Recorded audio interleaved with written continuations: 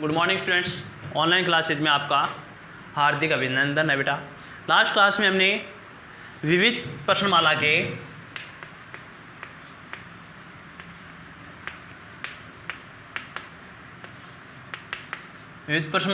Chapter 2 के 1 से 6 तक क्वेश्चन किए थे। आज अपना नेक्स्ट क्वेश्चन है क्वेश्चन नंबर 7। सबसे न्यूनतम संख्या जिससे √27 को गुणा करने पर एक प्राकृत संख्या प्राप्त होती है। न्यूनतम मतलब सबसे कम वाली संख्या, प्राकृत संख्या। अब आप जानते हो कि सबसे पहले प्राकृत संख्या कौन सी होती है। हेल्प है लिख रहा हूँ मैं यहाँ पर। प्राकृत संख्या कौन सी होती है बताया था मैंने। संख्या टॉपिक स्टार्ट किया उसमें सबसे पहले यही बताया था कि संख्याएं, प्राकृत संख्या कौन सी होती है। जो संख्याएं +1 से स्टार्ट होकर +∞ तक, वो संख्याएं क्या होती है बेटा, प्राकृत संख्या होती है। अब आपको इसमें बताना है कि √27 है, √27 को ये ऑप्शन दिए गए। फर्स्ट में 3, √3, 9, 3 अब इनमें से किसको इस √27 से गुणा करें कि एक प्राकृत संख्या प्राप्त हो जाए। तो देखो आपको जो ऑप्शन दिया गया है उस ऑप्शन के अनुसार भी आप कर सकते हो। आपने बेटा जैसे इसका हल ज्ञात करते हैं। √27 है अपने पास, 27 को अगर मैं 3 से गुणा कर रहा हूँ तब ये क्या आएगा, 3√27 आएगा, 3√27 आएगा। ठीक है। सेकंड ऑप्शन है, ये तो ए ऑप्शन था आपका। बी ऑप्शन है, अगर √27 को √3 से गुणा करते हैं तो क्या आता है, √81। और √81 एक पूर्ण वर्ग संख्या, तो इसका मान कितना हो जाएगा, 9। ठीक है। थर्ड है अपने पास है, ये बी ऑप्शन था आपका। सी के अंदर आप करते हो 9 से गुणा करते हो √27 को, तब क्या आएगा, 9√27। ठीक है। और डी ऑप्शन है आपका बेटा, अगर 3 को गुणा किससे करता है, √27 से, तब क्या आता है, 3 गुणा √81 और √81 का मान वापिस से 9, 3 गुणा 9 बराबर 27। अब इसमें देखो ये तो आपका हो नहीं सकता ऑप्शन, क्योंकि इसके साथ में क्या √ की आ गई। ठीक है। ये आप कह सकते हो कि ये हो सकता है। ठीक है। सेकंड ये भी नहीं हो सकता। तो इन दो में से आपको पता लगाना है कि कौन कौन सा। ये हो सकता है, ये भी हो सकता है, लेकिन सबसे न्यूनतम क्या है, सबसे न्यूनतम है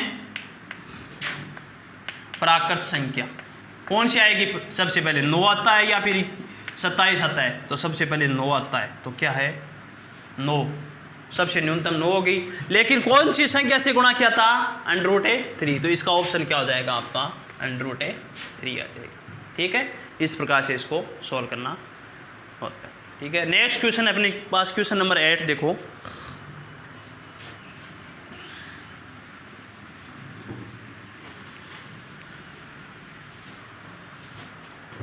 क्वेश्चन नंबर 8 के अंदर यदि दो परमेय संख्याओं का HCF और LCM बराबर हो, मतलब परमेय संख्या है जिसका LCM बराबर क्या दिया गया आपको, HCF। ठीक है। तो अब इनमें से वे संख्या कौन सी होगी। अब आप जानते हो कि LCM और HCF का मान बराबर आ गया, तो वह संख्या भी फिर क्या होगी, समान होगी। संख्या क्या होगी, समान। इसमें केवल इतना ही बताना था आपको, संख्या समान। ठीक है। थर्ड क्वेश्चन है क्वेश्चन नंबर 9 देखो। यदि A तथा 18 का LCM 36 हो, हल नंबर 9 में देखो LCM का मान क्या दिया है, 36, और A और 18 का HCF का मान क्या दिया आपका बेटा, 2। ठीक है। अब आपने पढ़ा होगा कि प्रथम संख्या गुणा द्वितीय संख्या बराबर LCM गुणा HCF, ये आपने पढ़ा था। ठीक है। यहाँ पर प्रथम संख्या क्या आपकी A गुणा द्वितीय संख्या क्या है, 18 बराबर है LCM का मान क्या था, 36 गुणा HCF क्या है, 2। ठीक है। अब इससे a का मान निकाला, a बराबर क्या आ गया 36 गुणा 2/18। a बराबर क्या आ गया 2 गुणा 2 बराबर 4, तो a का मान क्या आ जाएगा 4 आ जाएगा। ठीक है, इस प्रकार से इसको सोल्व करना था। क्वेश्चन नंबर 10 देखो आगे।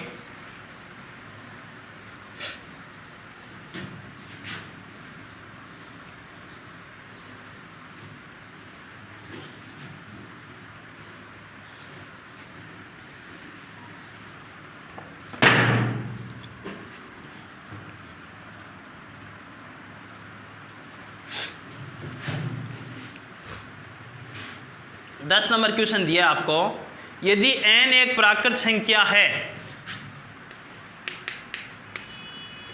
यदि n एक प्राकृत संख्या है तो 6n-5n में इकाई का अंक, में इकाई का अंक होगा। देखो n को क्या देता है इसने, n एक प्राकृत संख्या, और प्राकृत संख्या क्या होती है 1 2 3 4, इसको बोलते हैं नेचुरल नंबर। ठीक है, नेचुरल नंबर। अब आपको इसने एक समीकरण दे दिया कि क्या है आपका समीकरण है 6n-5n में इकाई का अंक, क्या पूछा है इकाई का अंक। अब आप जब बेटा n बराबर 1 पुट करते हो तब क्या आता है, देखो 6 की घात 1 माइनस 5 की घात 1 बराबर क्या हुआ 6 माइनस 5 बराबर है 1। n बराबर है 2, क्योंकि नेचुरल नंबर 1 2 3 4 5 इस प्रकार से स्टार्ट होते हैं, तो क्या आ जाएगा 6 की घात 2 माइनस 5 की घात 2 बराबर 36 माइनस 25 बराबर 11। और n की घात n बराबर 3 रखते हो तब क्या आता है 6 की घात 3 माइनस 5 की घात 3 बराबर यह आ गया 216 माइनस 125। ठीक है, 216 माइनस 125, तो कितने बचते हैं यहाँ पर देखो 6 में से 5 गए 1 और 11 में से 2 गए 9, 91। ठीक है, कितने बचते हैं 91।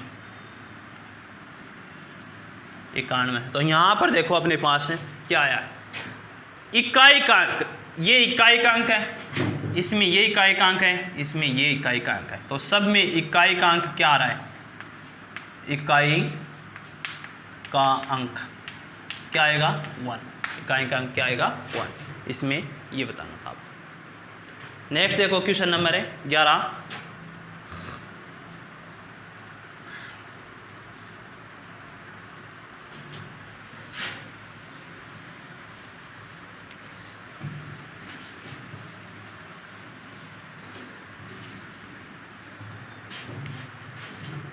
नंबर क्वेश्चन है, यदि P बट्टा Q, यदि P बट्टे Q और Q नॉट इक्वल 0 एक परिमेय संख्या है तो Q पर क्या प्रतिबंध होगा, एक परिमेय संख्या है तो Q पर क्या प्रतिबंध होगा कि 0.5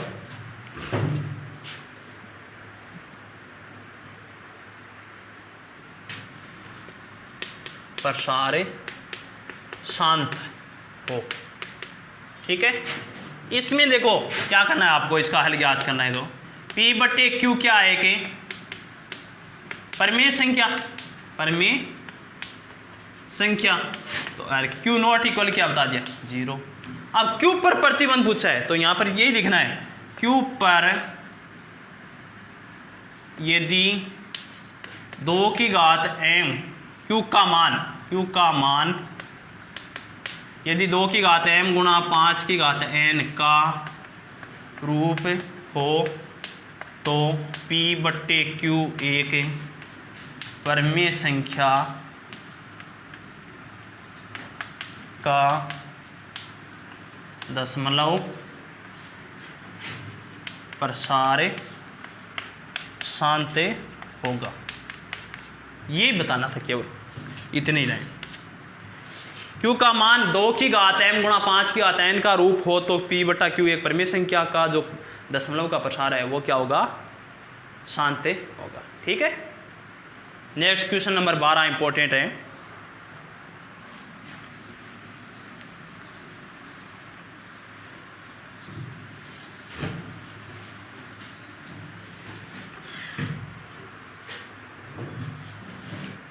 बारह नंबर क्वेश्चन दिया आपको, सरल कर बताइए कि संख्या,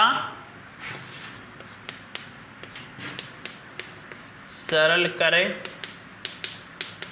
बताइए कि संख्या 2√45 प्लस 3√20 बट्टे 2√5 एक परमेय संख्या है या अपरमेय संख्या, एक परमेय संख्या है या अपरमेय संख्या। ठीक है। अपने को ये बताना है कि परमेय संख्या है या फिर अपरमेय संख्या।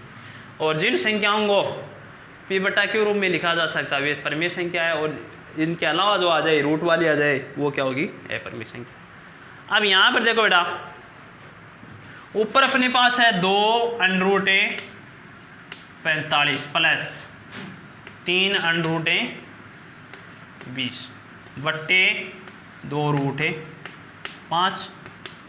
अब इसको क्या लिख सकते हो, 2, और इसको लिख दिया आपने 9 गुणा 5 45 को। ठीक है।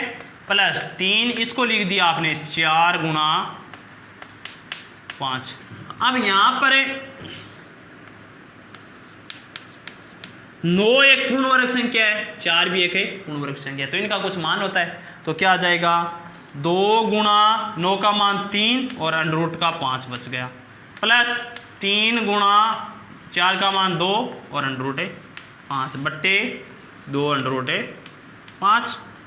ये क्या हो गए, 6√5 प्लस 6√5 बट्टे 2√5। इसमें से ऊपर क्या कॉमन ले सकते हो आप, √5 भी आ सकता है, 6 भी आ सकता है, तो इन दोनों को जोड़ दो, कितना आता है। इसको लिख दिया 12√5 बट्टे 2√5।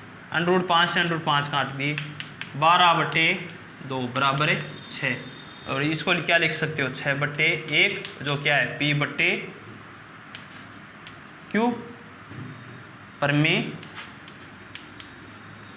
संख्या। क्या है, परमेय संख्या। क्या है ये, एक परमेय संख्या। इसको सोल्व इस प्रकार से करना था आपको। तो ये क्वेश्चन नंबर था आपका 12। आगे देखो, क्वेश्चन नंबर 13 छोड़ना है आपको, 14 भी छोड़ना है। 15 नंबर देखो,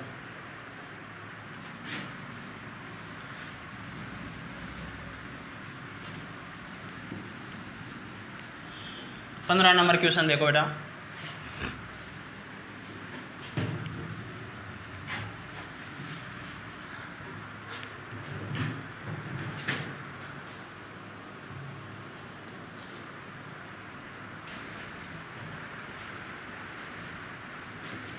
क्वेश्चन नंबर 15, वह बड़ी से बड़ी संख्या ज्ञात कीजिए, वह बड़ी से बड़ी संख्या ज्ञात कीजिए जिससे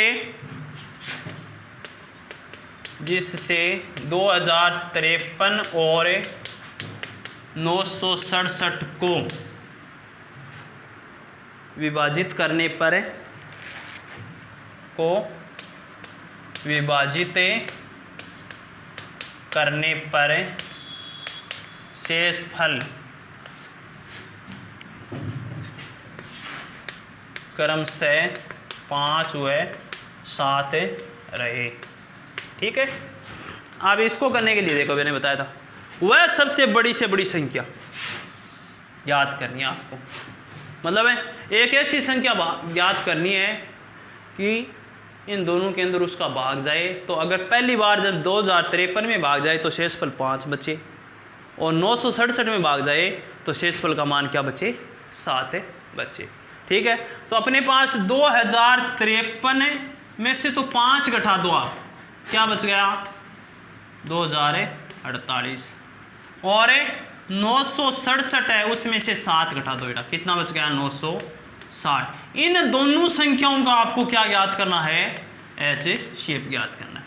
तो एच शेप ज्ञात करते हैं तो उसके लिए मैंने आपको बताया था क्या करना है। सबसे पहले फर्स्ट चरण 2048 भाग दिया किसका? 960 का। 1800 1920 कितना आ गया? 1920 भाग 2 बार बच गया क्या? 8 2 10 में से 1 128 का भाग दिया किस में? 960 में। ठीक है। 960 में कितनी बार? 7 बार गएंगे। 6 14 और 5 है 19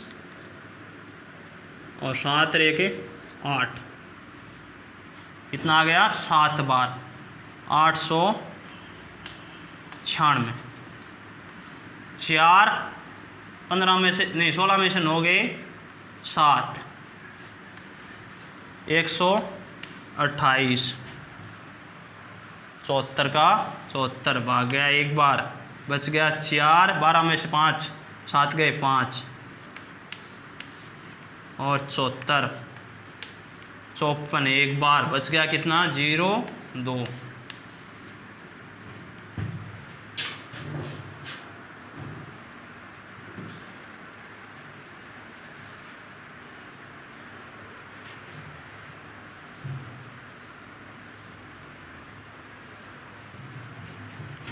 यहाँ पर एक बार वापस चेक करो आप इसको। 128 में भाग दिया 7 का गया, 56 को हासिल 5, 14 मान 19 को हासिल की 1 800 और 8 बार दिया 64 का चौको 16 और 1 17 16 और 22 और 10। ठीक है। तो कितने बच गए? 10 में से 6 गए 4, ये 10 हो गई। यहाँ पर अलग आएगा बेटा, यहाँ पर आएगा 6। तो ये क्या हो जाएगा आपका? 128। यहाँ तक ही आएगा इसका मान। 2 बार शेषफल का मान है 0। तो क्या आ गया इनका? एच शेप है बराबर है 64। क्या आ गया? 64।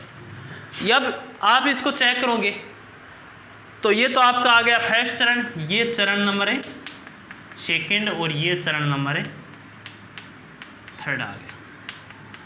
ठीक है। अब आप अलग अलग अगर 64 का भाग 2053 में दोगे तो आपका शेषफल का मान 5 आएगा बेटा। ठीक है। अगर 64 का भाग 967 में दो, शेषफल का मान क्या आएगा? 7 आएगा। तो इसको क्या ज्ञात करना था? सबसे पहले तो आपको 5 और 7 घटा दिए, उसके बाद में इसका एच शेप ज्ञात करना था। नेक्स्ट क्वेश्चन नंबर है 16 छोड़ो अभी।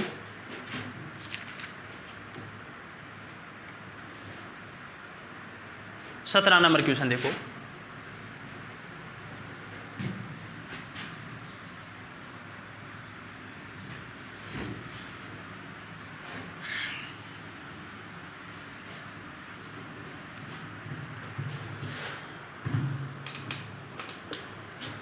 दो संख्याएं 306 और 657 का महत्तम समापवर्तक है 9 है।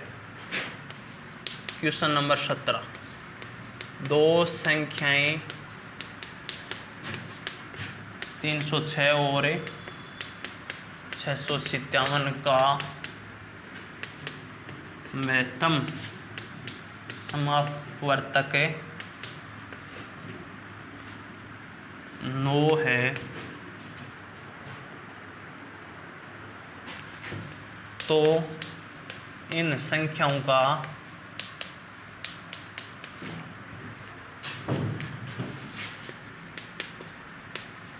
लघुत्तम समापवर्तक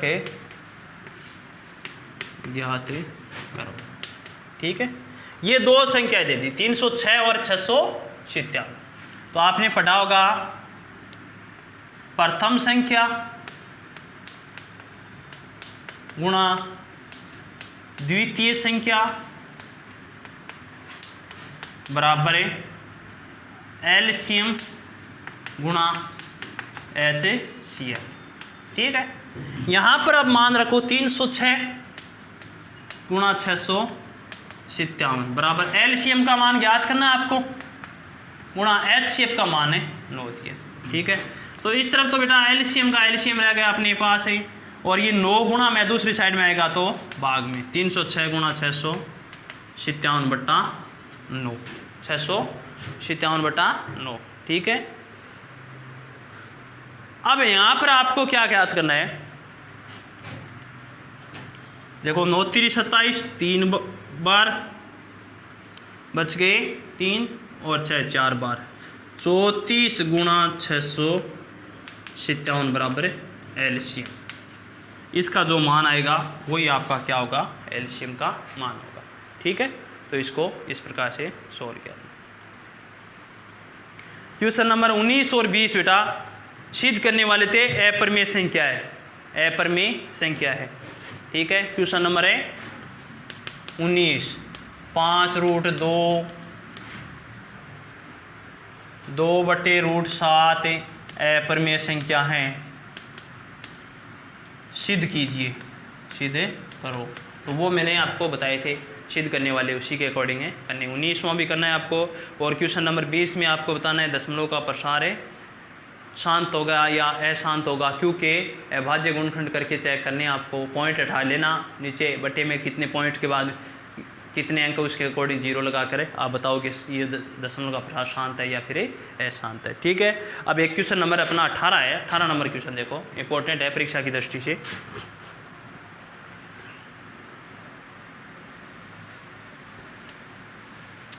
कल अपना टेस्ट है चैप्टर नंबर 15 और 16। जिन बच्चों की नहीं पढ़ी है वो भी क्वेश्चन जरूर देखना, बुक लेकर निकालने का प्रयास करना। अगर नहीं आया तो मैं बताऊंगा, सोल्व भी करवाऊंगा उसका। और अपना क्वेश्चन भी अंदर बेटा ऑब्जेक्टिव टाइप क्वेश्चन में क्वेश्चन पूरा लिखूंगा, उसके ऑब्जेक्टिव टाइप में दूंगा, चार ऑप्शन दूंगा, उसमें कौन सा सही है वो आपको कॉपी में निकाल कर उसके बाद में आपको क्या करना है, मेरे व्हाट्सअप नंबर हैं 8003145520 पर उसकी फ़ोटो खींच कर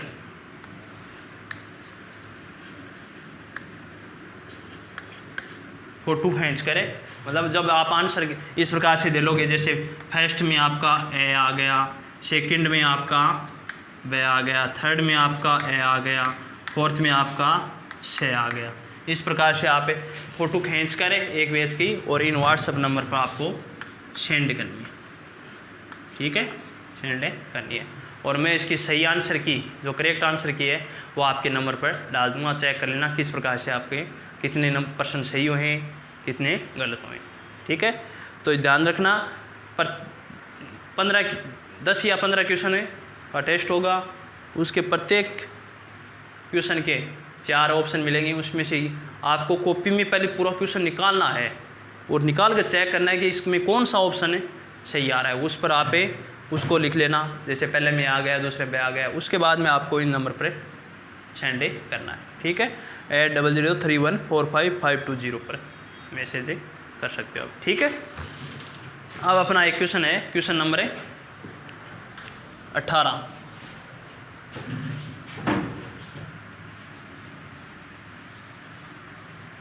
क्वेश्चन नंबर 18 देखो, एक आयताकार बरामदा 18 मीटर 72 सेंटीमीटर लंबा है। एक आयताकार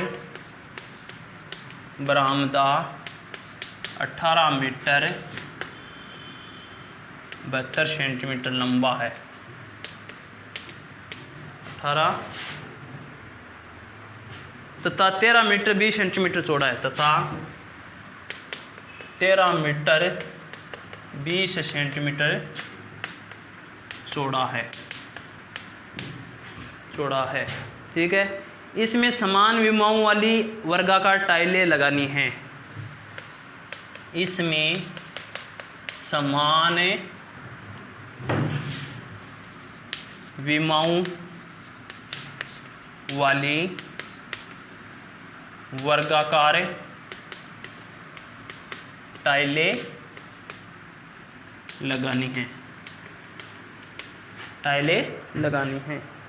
इस प्रकार की टाइलों की न्यूनतम संख्या ज्ञात कीजिए। इस प्रकार की टाइलों की न्यूनतम संख्या ज्ञात करनी है, आपको ज्ञात करनी है। ठीक है, न्यूनतम संख्या ज्ञात करनी है।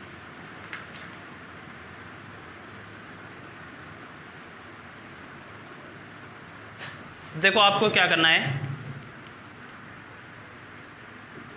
सबसे पहले जानते हो आयत का क्षेत्रफल। आयताकार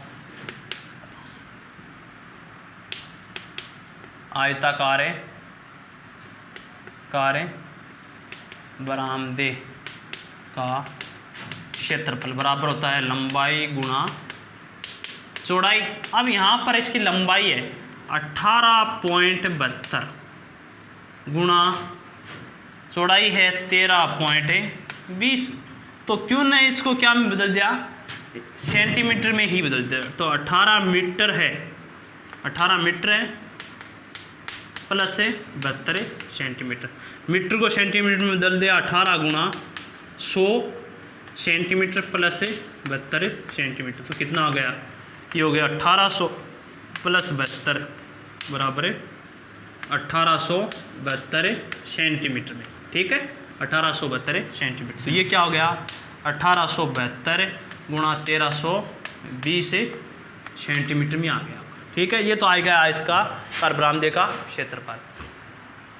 अब आपको क्या करनी है, इसमें वर्गाकार टाइलें लगानी। क्या लगानी है, वर्गाकार टाइलें लगानी है। तब आपको क्या करना है, तो देखो 1872 है बेटा, 1872 के टुकड़े कर लो।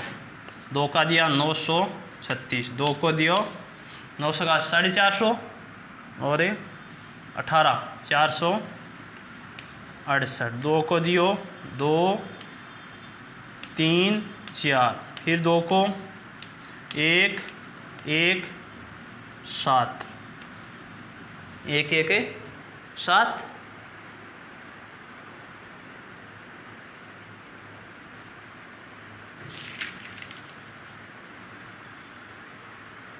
इसमें जा रहा है 8 9 3 का 3 3 9 बच के 2 और 9, फिर 3 का 13 और फिर 13 का 1।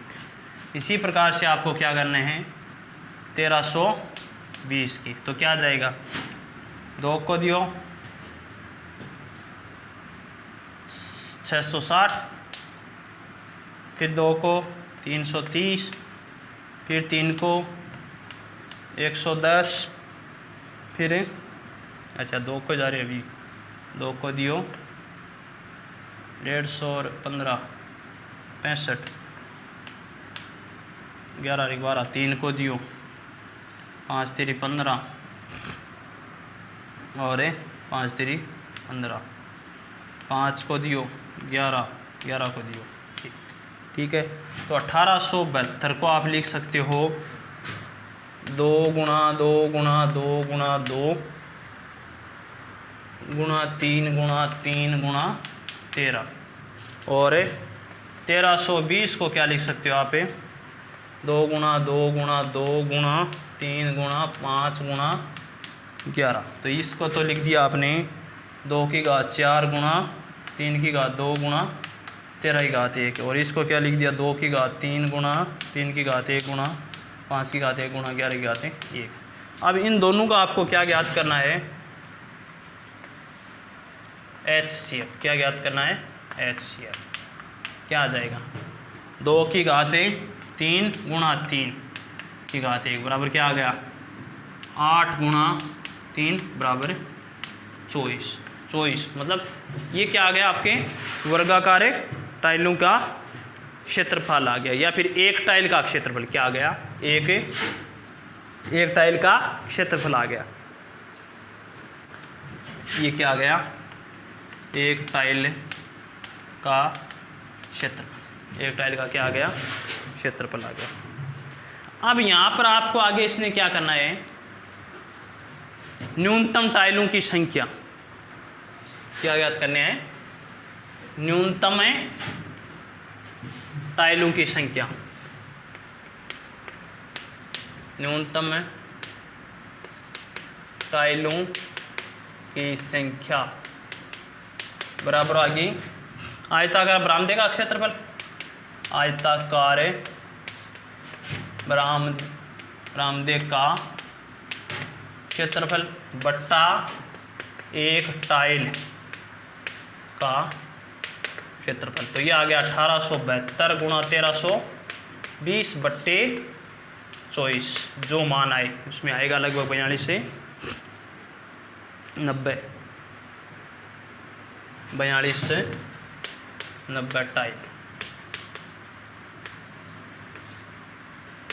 42 90 टाइल। ठीक है, तो इसके साथ ही अपना चैप्टर कंप्लीट होता है, और मंडे को अपन न्यू चैप्टर स्टार्ट करेंगे वैदिक गणित। और कल अपना टेस्ट है बेटा चैप्टर नंबर 15 और 16 का, और इस प्रश्नमाला के मैंने लगभग पूरे क्वेश्चन करवा दिए हैं। आपको 19वां और 20वां क्वेश्चन निकालना है, जो सरल है, आसान है, पीछे क्वेश्चन किए भी आपने। Okay, thank you.